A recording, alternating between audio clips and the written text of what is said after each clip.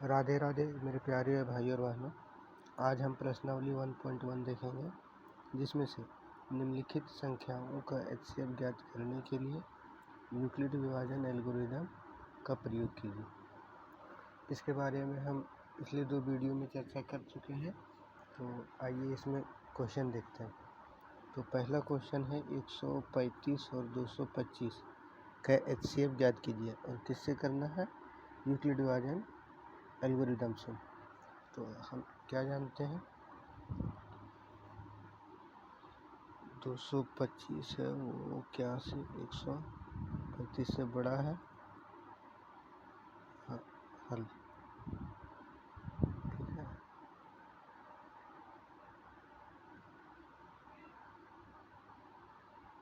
तो 135 और 225 पर यूक्लिड विभाजन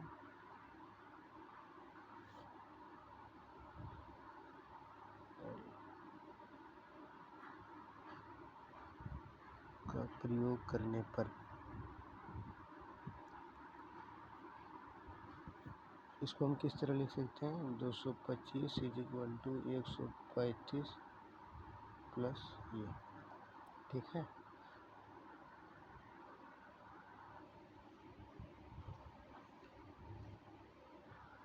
इसके लिए हम रफ कार्य करते हैं। यहाँ पे क्या लिखेंगे? 225 135, तो एक बार में 135, यहाँ क्या हुआ 0,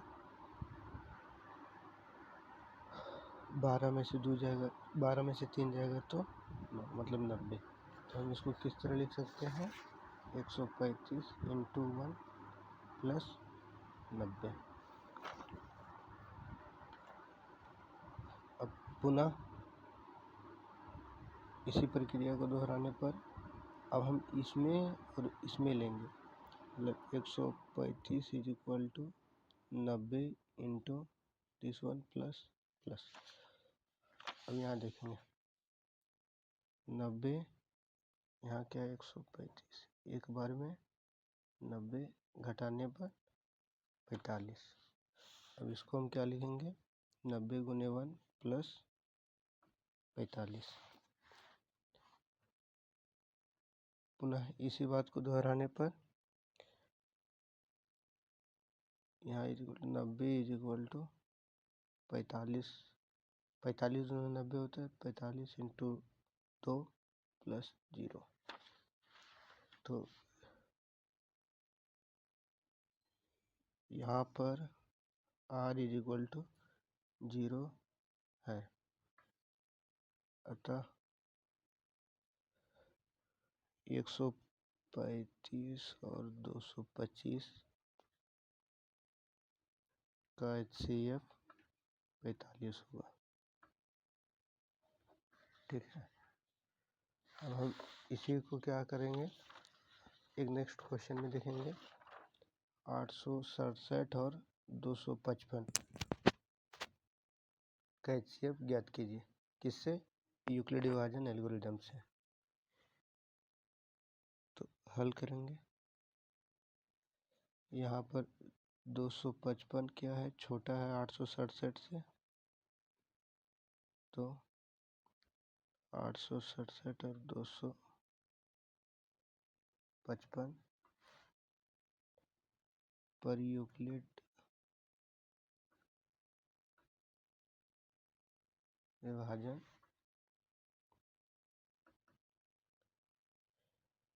एल्गोरिदम प्रयोग करने पर, यहाँ 867 लिख लेते हैं, 255 इंटू दिस प्लस दिस। अब 867 हुआ, यहाँ क्या है 255, मतलब ये 250 के लमसम में है। यहाँ 800 मतलब 250 गुने 3 मतलब 750 के लमसम, और ये है 800। 4 बार में देते तो 1000 के पार जाता, तो हम यहाँ क्या करेंगे? 3 बार में देंगे। 3 पचे 15, 5 हाथ में 1, 3 पचे 15, 1 16 हाथ में 1, 3 दूना 6 अरे 7, घटाने पर 2 0 1 102 आया। इसको हम किस तरह लिख सकते हैं, 867 मतलब 867 इज इक्वल टू 255 गुने 3 प्लस 102, 255 गुने 3 प्लस 102। फिर इसी तरह हम क्या करेंगे, 255 और 102 पर पुनः क्या करेंगे, 255 को यहाँ लिखेंगे इज इक्वल टू 102 गुने, कितने बार में जाएगा, एक बार में, है ना, प्लस अब 255 102 दो बार में, 2 दूना 4 0 2 ये 51। तो हम यहाँ क्या लिखेंगे, दो बार में जाएगा और कितना बचेगा, 51 बचेगा। फिर पुनः क्या करेंगे, इस पर लागू करेंगे पुनः ये और इस पर, तो 102 इज इक्वल टू 51 गुने, यहाँ क्या आएगा, दो बार में 51 प्लस, तो रिमाइंडर 0 हुआ। तो यहाँ पर r इज इक्वल टू 0 है, अतः 867 और 255 का HCF कितना होगा, ये वाला 51 होगा। अब नेक्स्ट क्वेश्चन को देखते हैं। ये 196 और 38,220। तो इसमें एक बात देख लेते हैं, जैसे 196 है ना, ये छोटा है तो इसको यहाँ लिखेंगे 38,220। तो हम इस तरह भाग दे के भी देख सकते हैं कि क्या होगा। तो यहाँ 300 कितना है, 82 और यहाँ लगभग 200, तो 196 गुने 2, 2 छक 12 हाथ में 8 दोनों 18, 18 19 हाथ में फिर से 2 दूना 2 एकम 2 अरे 392। यहाँ क्या लिखेंगे, 392, पर ये तो जाएगा नहीं, तो इससे छोटा लेना, तो एक बार में कितना आएगा, 196। घटाने पर क्या बचेगा, 6 7 मतलब 17 में से 9 जाएगा तो 8, 2 में से 1 जाएगा तो 186 बचा। अब ये वाला 2 यहाँ उतारेंगे, ठीक है। अब इसको 1900 जाता, 1960 होता, तो 1800 मतलब 100 काम है, ठीक है। तो 9 बार में देंगे, 9 छक 54 हाथ में 5, 9 9 81 और 5 86 हाथ में 8, 9 कम 9 9 और 8 17। तो ये क्या बचेगा, 12 में से 4 जाएगा तो 8, 15 में से 6 जाएगा तो 9, 7 में 7 जाएगा 0, में से जाएगा 0, और ये अब 200 106 5 बार में देते हैं, तो इसको हम क्या लिख सकते हैं, 9 छक 30 हाथ में 3, 5 9 45, 5 छक 30 हाथ में 3, 5 9 45 और 3 48 हाथ में 4, 5 एकम 5 और 4 9, मतलब ये इतना हुआ।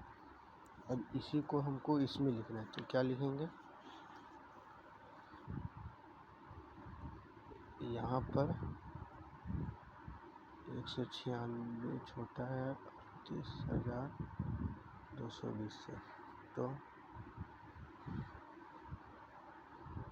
इस पे क्या 196 और 38,220 पर यूक्लिड विभाजन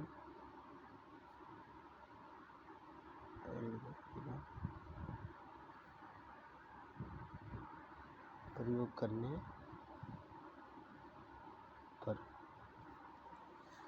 क्या होगा, 38,220 को क्या लिख सकते हैं, 196 गुने 195 प्लस 0, मतलब ये एक ही बार में लग गया। तो लिखेंगे अतः r इज इक्वल टू 0, अतः इन दोनों का मतलब 196 और 38,220 का HCF यूक्लिड विभाजन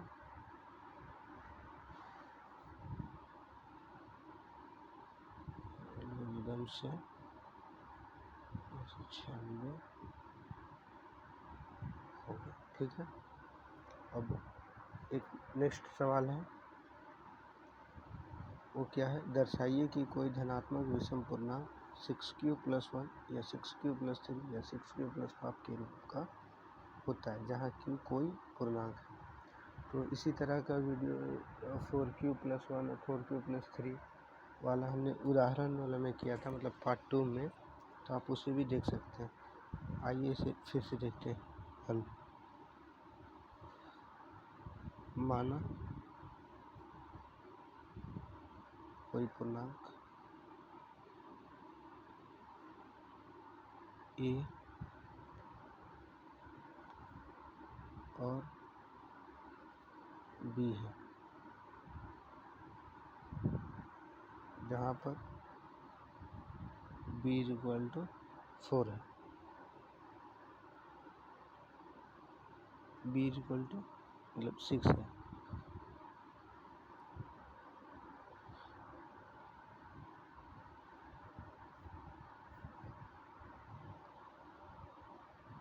ठीक है, तो इसमें इसको क्या लिख देते हैं, तो यूक्लिड विभाजन यहाँ पर होंगे a और b पर यूक्लिड विभाजन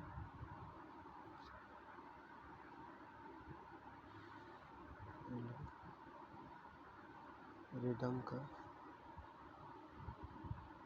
प्रयोग करने पर हमें क्या मिलेगा, a = b 6q + r। अब r पर कंडीशन है r 0 से बड़ा हो और <6 हो, q और r कोई धनात्मक पूर्णांक है। ठीक है, अब ये जो ये हुआ, तो r क्या हो सकता है, r = 0 हो सकता है, 1 हो सकता है, 2 हो सकता है, 3 हो सकता है, 4 हो सकता है, 5 हो सकता है। ठीक है, इतनी सारी संख्याएं हो सकती हैं। तो a को हम 6q + 1 है ना, 6q + 2, 6q + 3, 6q + 4 और 6q + 5 के रूप में लिख सकते हैं।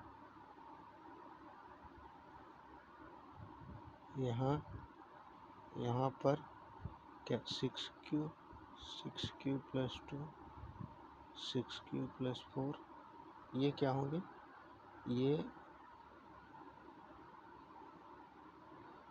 धनात्मक सम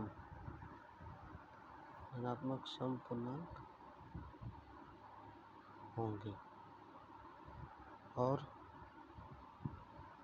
6q + 1, 6q + 3 और 6q + 5 ये क्या होंगे, ये धनात्मक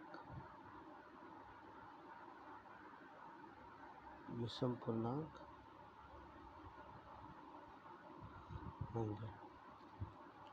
इसको एग्जाम्पल में देख सकते हैं, जैसे मान लेते हैं कोई संख्या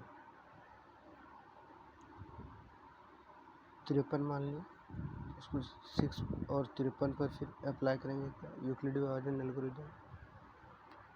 तो ये क्या होगा, 6 9 54, ठीक है, 8 6 48, 8 बार में 48 देंगे, ये क्या बचा 5 बचा।